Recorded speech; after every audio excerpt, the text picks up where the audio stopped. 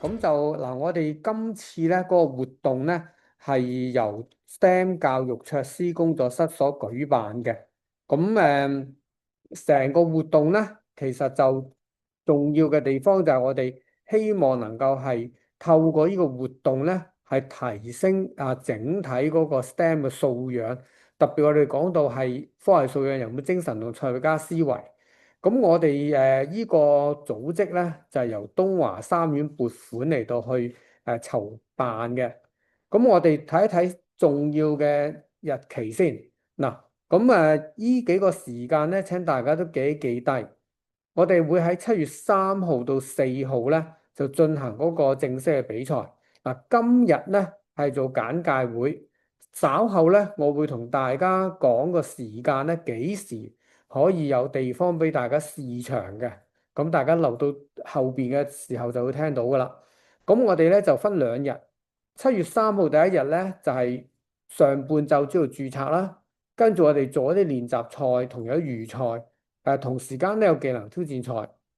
7月4號咧，我哋上半晝嘅時間都類近啦，不過咧同時咧上半晝我哋仲會有埋個決賽同總決賽嘅。咁因為我哋要計分啊各樣嘢，咁我哋咧就會係到7月4號4點半就正式進行頒獎，即日頒埋獎嘅。咁如果係你帶隊參與嘅老師咧，請你預留時間。如果你話係好早啲學生已經完晒所有賽事，或者要早啲即係返學校嗰樣嘢嘅話，你都預留啲同學咧嚟到去領獎啦。嗱，我哋個比賽咧，相信好多老師都會了解到啦。我哋同咧呢個香港工程挑戰賽 WAX 咧係好似有啲接近。咁我哋其實咧機械人咧都係需要用翻 WAX 個 V5 控制系統，包括咗咩嘢咧？就係嗰個控制器啦、個 brain 啦、主腦啦、個手掣啦、摩打啦、電啦係一啲嘅啫。至於話氣動系統咧，都可以用其他氣動系統喎。咁建構材料咧。木板啊、紙皮啊，咩都得嘅，做到都得噶啦。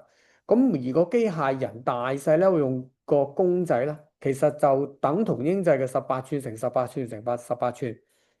機械人咧係需要有自己隊伍編號嘅。咁我哋呢一個嘅活動咧係必須經由學校報名參與，所以咧學校咧其實就本身有個學校編號。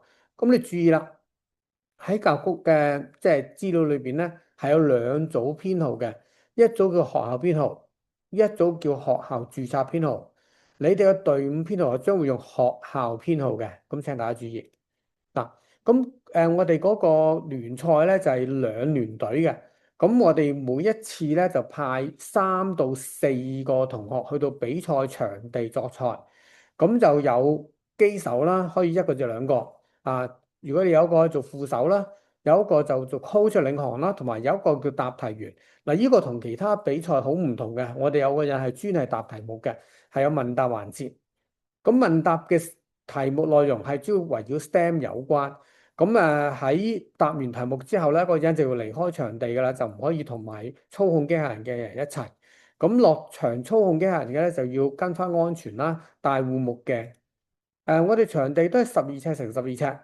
咁放心就唔需要額外特別去添置一啲嘅道具啊。因為我哋所用嘅咧，你見到場中心呢啲紅色、藍色嘅 game object 咧，得分物咧，全部都係咧一般嘅廁紙卷嚟嘅啫，只不過係包咗一啲即係外邊有啲 cover 包咗佢，咁以知識別。咁我哋比賽咧都同普通嘅做法一樣啦，我哋係有紅隊、藍隊，每一場由2個聯隊組成。咁未玩過比賽咧，大概上咧就係到時會抽籤嘅，即係我哋一朝早去到註冊咗之後咧，睇下幾多隊係嗰個叫做機械人嘅檢測合格啦，就正式可以編聯隊。咁確保咧每一次落場咧都係有一支實體嘅隊伍喺度，就唔會到時咧編咗你跟住你嗰個 partner 咧就原來冇嚟簽到嘅，咁你1打2就唔會有咁嘅情況，因為我哋係必須要咧當日係進行檢測，檢定咗你機械人落得場咧，先至會編排呢個聯隊。咁每一次2隊，咁今場可能係你嘅即係 partner 啦，下一場咧可能佢會變成你嘅敵人都未定嘅喎。咁我哋喺嗰個即係預賽嗰度咧，大概上係打8次到嘅。咁我哋咧就會將一啲嘅即係紙紙卷啦，會得分物啦，送入去得分區嗰度，同埋有一個叫屹立不倒區，陣間你會見到嘅。咁我哋比賽分開自動、手動、答問三個部分啦。自動同埋問答時段係同步進行15秒，手動時段係1分45秒。喺自動時段裏邊咧，你哋係會發現咧，即係我哋會俾機械人可以淨係用電腦嚟到去令佢喐，咁係唔可以隊員係唔可以用個控制器嚟到控制機械人喐嘅。咁喺呢個15秒完咗之後咧，邊個攞得最多分嘅咧，就會額外多10分。咁完咗呢一段時段咧，係唔會咧係重新整理場地嘅，即係打到亂晒就亂晒，繼續再比賽。咁睇睇我哋嗰個比賽模式啦。喺自動時段嘅時候，中間呢個位置啦，左手邊係紅方，右手邊藍方。喺個半場中間有個分隔帶，自動時段係唔可以過界嘅，即係入咗白色都唔得噶啦嚇，唔可以去翻自己個區域裏面玩。得分區喺正中間就唔需要走嚟走去，一定係喺中間已經揾到得分區㗎啦。你左右兩邊咧就可以話係你自己禁區，係對方嘅屹立不倒區，藍方叫屹立區，紅方叫不倒區。就喺聯隊對賽緊嘅嗰15秒嘅自動時段咧，我哋有個問答時段嘅。個問答時段咧就預先你報咗名咧，嗰個問答員咧就要去到答題區嗰度。咁答題區裏邊咧，我哋係唔俾你帶任何嘢入去喎，即係筆啊、計數機啊、智能手錶都唔俾嘅。咁但係我哋咧就已經係有一啲嘅鉛筆啊，同埋有紙啊、有計數機喺裏面提供俾你哋。咁到時有答卡。咁就個問題卡反覆轉咗嘅。咁到你聽到咧，自動開始啦，得咁跟住3、2、1咁高嘅時候咧，咁你就開始可以反開張卡睇題目。咁喺15秒裏邊解出個題目，你可以同你 partner 嘅喎，即係你哋係聯隊嘛，紅組兩隊，兩個隊伍嘅一齊傾啦，藍組兩個一齊傾啦。咁其實紅藍咧到同一答案嘅啫。咁你傾咗，你協議咗咧，寫低喺個提示卡度。就拎翻去俾你嘅隊員，幾時拎㗎？完咗15秒，你就拎翻去啦。即係到開始計翻嘅時候拎翻去。拎翻去之後咧，咁嗰個答題員就要離開場地㗎啦。咁就預賽咧個答案咧，其實咧就好簡單咧，有9個數目字，0到9是但一個。淘汰賽咧，咁我哋係有0到19是但一個。咁去到總決賽咧就係10到20雙位數啦，變咗咁我哋嘅涵蓋範圍就有初中數學、物理同化學嘅。咁睇睇啲例子啊，有數學題啦，好簡單係嘛？物理題啦係個速度嘅問題啦，同化學題問你個pH value。咁你見到答案好簡單嘅即係 in case 你唔知個答案嘅時候，我建議答題員都要協議寫個答案啦。如果唔係，即係到操控員咧，就其實唔好知究竟要攞邊一個分數。好啦，到呢個聯隊手動時間咧，就需要咧係利用手掣控制機械人進行對賽嘅。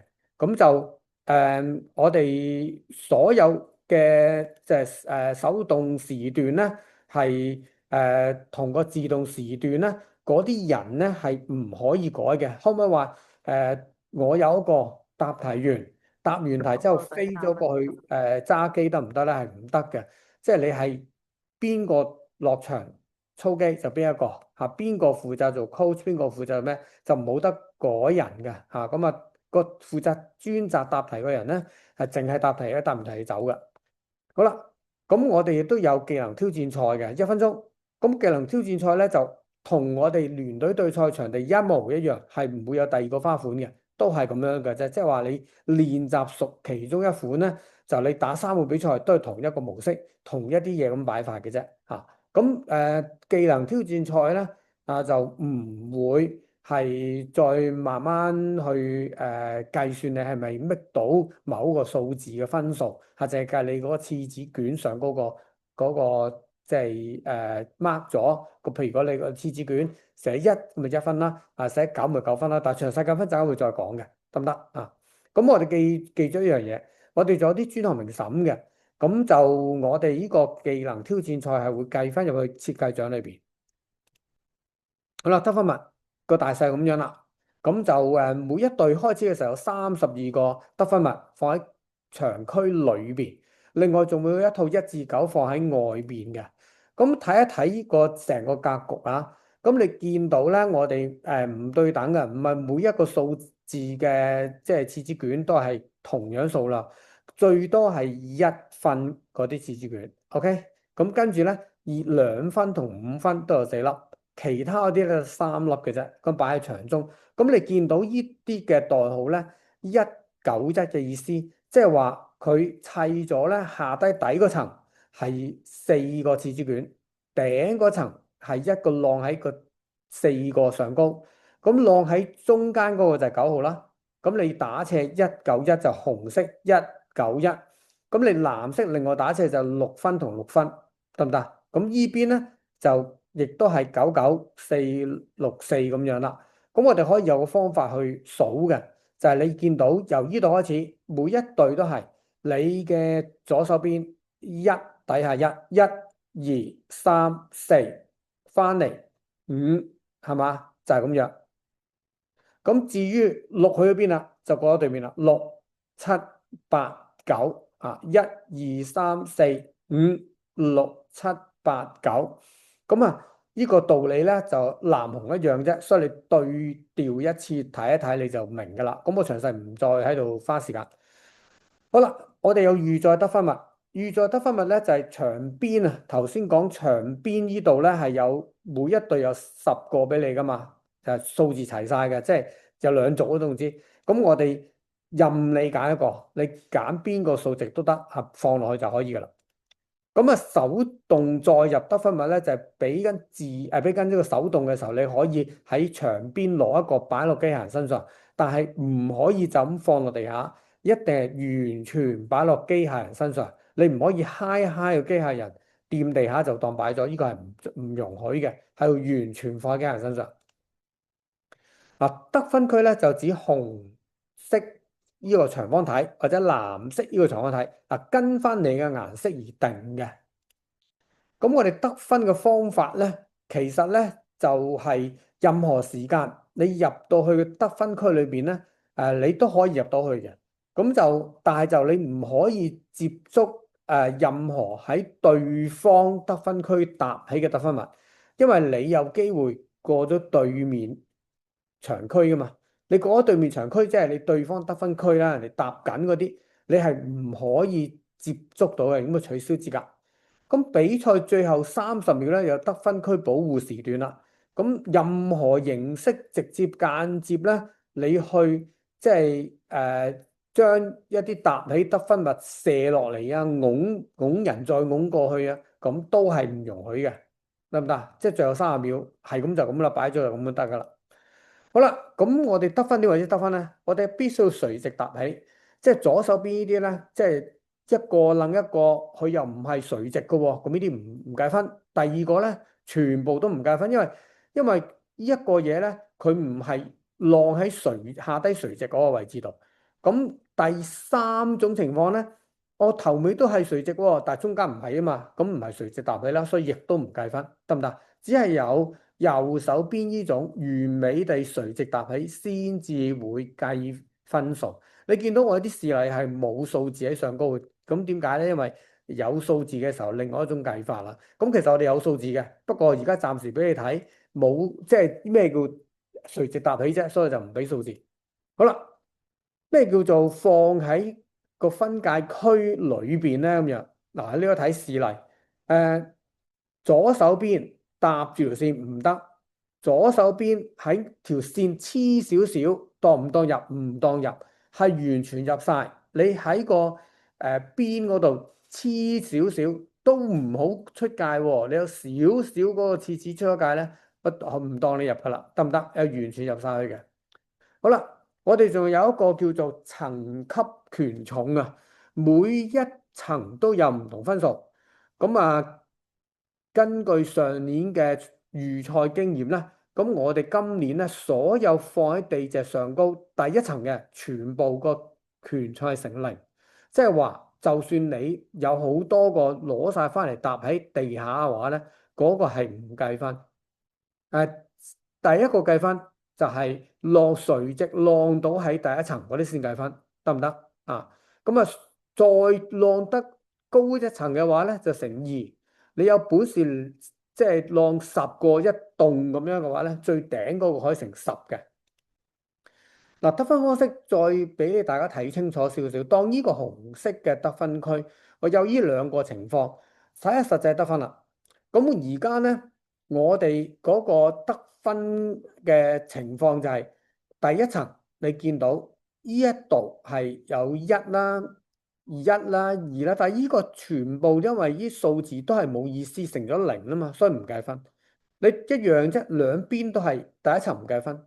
啊，第二層咪5+3咯，係嘛？5+3再乘咩？乘一，因為呢個我哋話叫做第一層得分嘅，即係我哋等於搭啲 first floor 咁樣啦，你係明啦。呢個 second floor 乘二，咁8乘216，咁呢個係16+8分，咁咪24分。咁呢邊咧就變咗係16分。咁你嘅紅色得分區有兩棟呢啲搭起，兩邊加埋一個24，一個16，所以加埋呢度有40分。嗱，呢個就得分區裏邊嘅，得唔得？得分區即係邊度啊？係長方形嗰個位置嚇。呢個得分區喺個場地長方形中間，或者有啲似嚟嘅，俾你睇翻。我哋係喺呢個，你搭到喺呢個位置，哎呀，搭到呢個得分區裏邊嘅，就用呢個方式嚟到計分，得唔得？得分區裏面用你嗰個得分嘅物件嚟到計分。咁啊，呢個咧就用南方嘅得分區所得嘅效果一樣，係底嗰層唔計分。所以你即係所以相信你攞咗人哋墊底都冇所謂嘅，係咪？即係人哋嗰啲唔計分咯，係嘛？你上高先計分啦，咁就攞人哋嚟墊底啦。不過有機會俾人搶嘅喎，但係人哋搭好咗就冇得搶嚇，咁你呢個要小心啊，俾人 DQ。OK，嗱，我哋仲有個屹立不倒區，屹立不倒區咧就好玩嘢㗎啦，因為呢度咧我哋計分方法咧就唔係計你嗰個即係廁紙卷咁簡單嘅計分嘅時候，我哋睇睇實際操作。咁我哋咧任何時段，首先第一樣嘢，你係唔可以闖入去對方嘅屹立不倒區，雖然間係喺你嘅場區裏邊，但係你唔可以入去 DQ，得唔得？咁啊？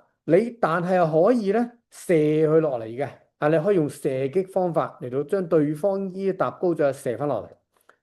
咁我哋喺屹立不倒區裏邊計分咧，我哋係以問答時段啊答案為依歸。頭先我咪講過，你有問答時段有個數字得到嘅，你用嗰個嚟為依歸。所有得分物咧係要單棟垂直搭起喺區裏邊嘅，得唔得？單棟搭起先至算數。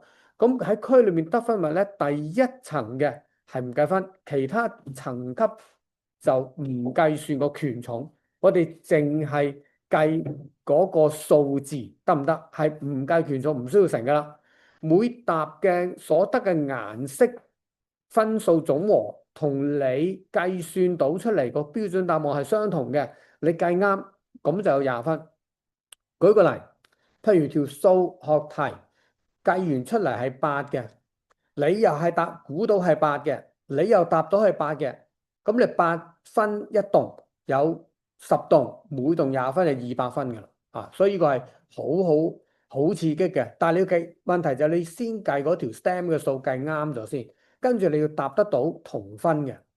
好啦，俾個範例你睇。紅方當而家嗰個問題答案咧係9，答案係9。而家有4棟擺咗喺度，第一棟藍色唔計分，講咗啦。第二層係5，係4，5+4 9，啱唔啱？啱，所以要20分。第二棟281，底嗰個唔計分，跟住8號計分，藍色計唔計分？唔計分，因為嗰個唔係你自己顏色啊嘛，所以唔計得分，得8分。8分有計唔計到9分啊？唔計到9分出嚟咯，唔啱答案，所以冇分。第三棟第一個係唔計分，上高 7+2係9分，啱啦，所以廿分。第四洞第一個唔計分，我即係答得一個啫。啊，咁啱呢個9就係我答案，所以亦都有廿分。咁依度4洞加埋總共咧，紅方咧就有60分。啊，呢個咧就希望大家留意一下。啊，完整賽例我哋稍後咧報咗名嘅就會收到我哋完整賽例嘅。好嗱，屹立不倒相關嘅一啲情況啊，咁等大家可以理解一下。咁我哋咧就有陣時會問啊，即係俾人哋推入去咁點算咧？嗱，推撞機械人咧係唔算違規嘅。啊，我哋鼓勵推撞唔係，因為咧我哋好難裁判好難判別究竟你係咪有意定無意。但係你小心，如果你有意去推撞人哋，人哋閃噶嘛，你衝埋去推人哋一閃，你自己衝入去嘅話咧，你咪闖入去咯，你就會即刻取消嗰個比賽資格。啊！你想博大霧嚇推人哋入去，但結果你失手，你自己衝咗入去嘅話咧，你成 team 取消資格嘅，你小心呢樣嘢。OK，另外啦，當你俾人哋推咗去嘅時候，咁嗰個機械隊伍咧就會取消咗啦個資格。咁我哋有啟動區，開車嘅時候講個啟動區啦。咁我哋因為咧呢個屹立不倒區依格仔係唔俾你闖入去嘛，所以你只可以喺第二格開始，由左去到右，依5格階磚地尺貼住圍欄，依個位置先至係你嗰個嘅啟動區，得唔得？唔可以唔黐欄，一定黐住欄杆先至可以做到。另外聯隊企嘅位置亦都好清楚俾大家睇啦。咁有少少注意，我哋嗰個賽制咧就好完美地畫埋地下線，但係因為我哋今年咧，我哋將會去呢個即係教育大學啊嗰個嘅中央廣場嗰度進行呢個比賽，係戶外比賽。咁啊有啲熱啊，但係我哋就可以縮入去有啲冷氣地方度唞涼，再出翻嚟比賽嘅。咁啊地下咧就不能夠貼膠紙嘅。所以咧，呢度咧就大家只係即係有印象個位，到時我哋再睇下有啲咩方法可以提示大家啦。咁其實應該好容易理解嘅啫，即係你個位置咪就係黐住你個欄河邊咯，係咪就咁簡單？好，檢測嘅時候，咁我哋咧就先會睇下你有冇超出尺寸範圍啦。跟住我哋必須要你哋每個機械人都有自動編程部分，喐一喐個轆啊，咁已經得㗎啦。因為我哋確保我哋嘅場地控制器係可以控制到你部機嚇，咁所以麻煩大家一定要有自動編程部分。咁過晒呢啲手續嘅時候咧，咁我哋先至連個 label 俾你咧，就係叫 pass 咁樣。咁如果你檢查唔到啊，檢測唔到，或者係我哋已經開始到聯隊對賽啦，咁你哋先至出席嘅話咧，咁對唔住啊，都已經係當你自動棄權，冇得後補嘅呢個。咁喺預賽嘅時候咧，咁我哋就會聯隊抽籤啦，咁電腦抽籤，咁到時先知邊個打邊個嘅。咁就預賽完咗嗰隊得分咧，我哋計累積分數咧就進入淘汰賽嘅。淘汰賽嘅時候我哋選聯隊嘅，同我哋普通係打工程挑戰賽。如果屬工程挑戰賽嘅咧，即係 Wax V5 比賽嘅話咧，應該好清楚個做法一樣嘅。呢度我唔詳細講，因為呢度有啲重複嗰邊嘅賽例。如果係有老師嘅隊伍係好唔熟悉 Wax V5 比賽嘅話咧，唔緊要，咁我哋可以再俾你哋提問嘅，亦都係有我哋頭先講咗啦，咁而家再講多次嗱，而因為你未開始截止報名嘅，而家開始報名未截止報名嘅，6月15係截止報名，咁善意忠告啊，大家越早報名越着數啊，我哋報晒名之後咧，咁我哋就會通知翻嚟，我哋會將個完整賽例之前教咗你哋睇到咧，係個簡化版賽例嚟㗎。詳細完整賽例咧，我哋會電郵先至俾翻大家嘅，得唔得？咁就我哋呢個就係講嗰個嘅即係排位次序啦。咁我講重點，因為時間嘅關係，我哋即係做10分鐘，我哋呢個 Zoom session 就會被逼要停止啊。咁我哋咧聯隊選拔嗰度咧係2聯隊，我哋選8強，即係有16支會進入去決賽。咁就嗰個進入決賽咧，我哋都用翻一般聯隊嘅做法，就係第一聯對第八聯即係上線對下線嘅做法，我哋揾出最後嗰兩支隊伍。咁我哋睇個表可能會更加清晰呢個就係嗰八支八強隊伍組咗之後點樣打碎嗰個 roadmap 啦。咁去到最尾咧就需要三盤兩勝噶啦咁其他啲即時決勝咁三盤兩勝之後咧，咁都未分勝負咧，咁邊個做冠軍就我哋擇號決定。好有啲特別情況，糾纏普通碰撞咧在所難免就唔會吹罰嘅。咁但係刻意咧嚟到限制人哋咧，嗰啲我哋會被吹會吹你哋。咁有證據屢次用糾纏方式限制人哋機械人嘅話咧，係會取消比賽資格。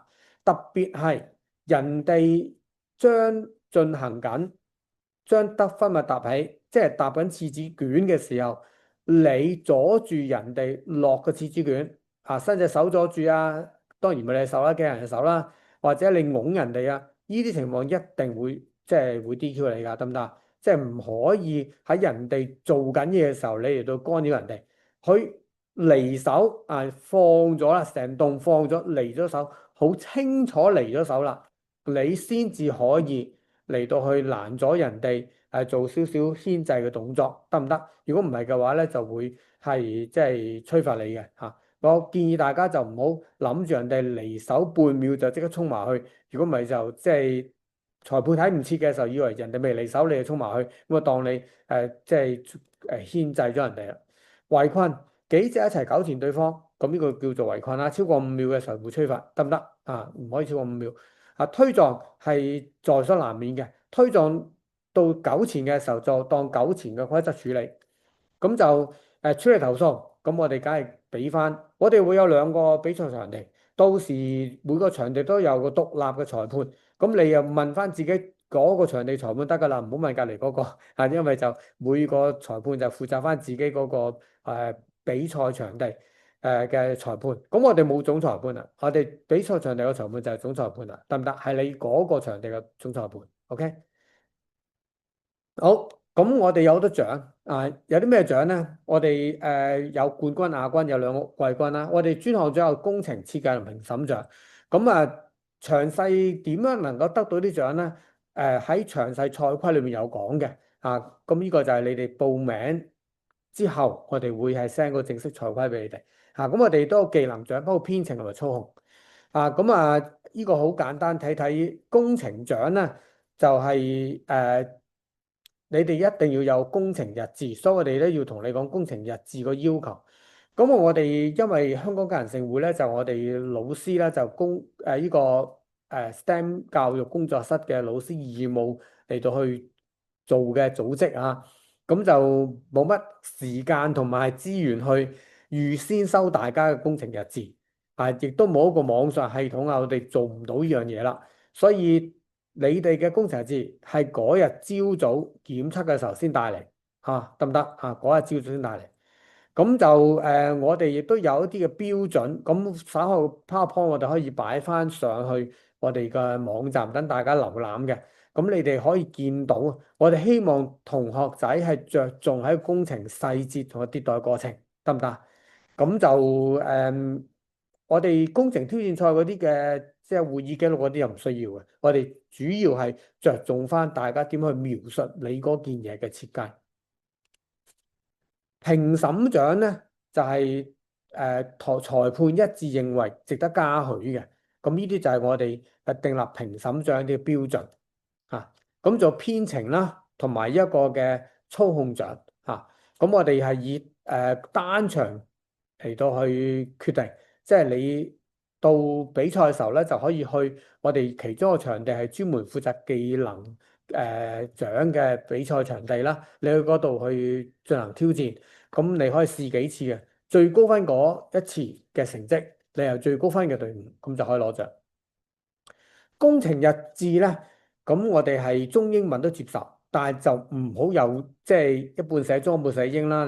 你全中文嘅有括住啲英文字，或者全英文括住嘅中文字啲，當然可以接受啦。但係你一頁全中一頁全英嗰啲，就接受唔到啦。即係你幾個同學仔合作做嘅，咁你選定一個語文啦，唔好一個寫中文，一個寫英文，就每人一頁唔同加埋就唔得啦。所有嘅內容用手繪完成啊！我哋唔接受電子版或者影印本，得唔得？你手繪，咁就你有工程圖啊，咁就工程圖可以手繪。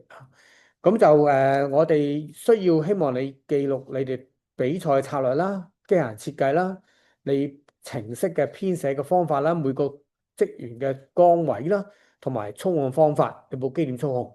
咁如果真係有需要，咁你可以有限度貼圖片啦，或者有啲真係你係擅長用 CAT 圖嘅話，你就要貼上去，得唔得啊？咁樣。咁啊，講多樣嘢，而家好興 AI 噶嘛。如果你有用過，要標明你邊個地方用 AI，得唔得？嗱，咁呢個好快脆咧，就同大家講咗個賽例啦。咁而家係有少少提問時間，睇大家可以開麥，有咩嘢地方要查問。好嗱，有老師問咧，就技能挑戰賽有幾多次？咁就係3次啊，最多俾你試3次，得唔得啊？即係無論你係手動嘅或者電腦嘅，都係3次。咁你試一次都得嘅，唔使試打3次嘅。題目問答題目係兩隊都一樣。今年我哋嘅處理方法就係同一場比賽，紅隊藍隊走到埋嚟，咁大家鬥搶嗰個成績啊，譬如個背後答案係8分，咁啊都係結果都係8嘅，得唔得啊？咁樣。咁當然啦，我哋估計你唔會係即係協議大家用同一個答案，就同一個答案就算砌好砌啱咗，或者個答案錯啊，大家一齊冇分啦。好，睇下仲有冇問題。係冇錯，所有摩打都係 Wax 嘅摩打嘅。有老師問一啲微馬達可唔可以？嗱，我哋咧就容許你哋用非 Wax 嘅氣動裝置啊。咁非 Wax 嘅氣動裝置咧，你係需要有3線接橋咧嚟到去做到個電氣動嘅。咁就我諗都係從住呢一個嘅想法啦，即係如果你係有一啲嘅細摩打啊，咁你所謂微馬達，我諗你都係用3線接橋嘅方式嚟到做啦，咁你都係喺翻3線頭嗰度啦。咁點解我有少少即係好似都吞吞吐吐咁答你咧？因為講到明微馬達啦，咁我都明，即係可能你係一啲好細微嘅動作。但係乜嘢係唔得咧？譬如你3線接橋出嚟，你自己有另外嘅動力啊，有另外嘅 motor driver，你另外推一個大嘅功率嘅摩打，咁呢個就唔 OK 啦啊！咁你就即係會變咗唔係個個識呢個技術啊，咁你可能咁做法咧就干擾咗嗰個公平性啊！咁大家我哋用翻我哋第一年啦，大家用翻主要用翻個 wax 嘅 motor 啊咁樣。自動時段係有 AWP 分數嗎？自動時段咧，我哋係會計你贏咗之後咧，就有10分嘅 bonus 嘅。我估你係問緊呢樣嘢係咪？多謝有老師提問啊，應該係邱子田紀念中學嘅老師就問咧，AWP 以外額外 W 分，我哋賽規就應該係冇註明呢樣嘢嘅。好啦，咁我或者趁大家諗緊時候，我同你講講，我哋暫定咧就6月20號之後，就喺我哋張明天中學咧就會有場地俾大家去試場嘅。咁我哋亦都係會喺報咗名之後我哋會同大家交代。咁因為我哋仲係自己學校都要揾場地啊，咁我哋希望盡快有一個即係確實嘅 location 俾到大家。好，回應翻老 Sir，老 Sir 就問咧，就可唔可以用啲3線馬達啊，或者係用其他用3線接橋方式，有啲細摩打我嚟夾嗰個廁紙筒。咁我覺得都可以嘅，因為我哋都其實盡量鼓勵咧，即係所有隊伍係用即係一啲唔同嘅材料啦，唔好俾 wax 限制啦。但係基本上嗰個行駛嘅方式咧。即係個車盤咧，就用翻 Wax 個 V5 啦。嚇，因為我哋都要去確保我哋個場地場控嘅時候，完全控制到你哋部機嚇，即係要停就停到你哋嚇。摩打數量冇限制啊，摩打數量冇限制，只係用嗰啲器材得唔得？即係一個主腦，一個手掣啊，即係用 West 嘅摩打，用 West 嘅電，摩打嘅數量就唔限制。West 嗰個控制器咧，應該個 bring 係最多係21個插位嘅啫。你有一個留咗俾個 radio 咧，你極其量都係20個摩打啊，即係我諗應該最誇張噶啦。啊，但係夠唔夠電咧？呢個另外一個問題啦。咁如果藍色嗰一條線係嗰個得分嘅邊界線，咁呢個係下層啦。咁佢出咗界唔計，咁上面嗰個咧係喺個 top 標嗰度望落去咧係過咗嗰條線嘅。咁呢個情況佢計唔計數啊？你好啊，或者我可以補充一下，因為如果呢個情況下咧，我哋可以睇翻個側邊咧，上層呢一個廁紙佢係掂到晒底層嘅兩個廁紙噶嘛，咁所以兩個底層嘅廁紙都係當作第一層去計啦，而都睇到有其中一個底層嘅廁紙係完全係喺界外，即係界嘅中間啦，咁所以呢個情況下呢個就唔計分咯。除非上層嘅廁紙淨係掂到喺區內嘅嗰一個底層廁紙，咁樣就計算。係啦，冇錯，要一定掂唔到喺界外嘅嗰一個，冇錯。即係如果係呢一個情況，嘅話都係唔計算嘅，因為佢係搭。係啊，冇錯。明白，好，唔該晒。好，請問仲有冇其他問題咧？唔該晒。即係有陣時好多啲疑惑咧，要即係好彩我哋有同事喺度專業嘅回應啊，即刻。好啦，或者我哋真係停喺度啦，好冇？如果係仲有問題嘅話，你報咗名之後，我哋再保持聯絡，好冇？咁就我哋密切留意我哋所發出嘅信息。咁啊，多謝大家先，拜拜。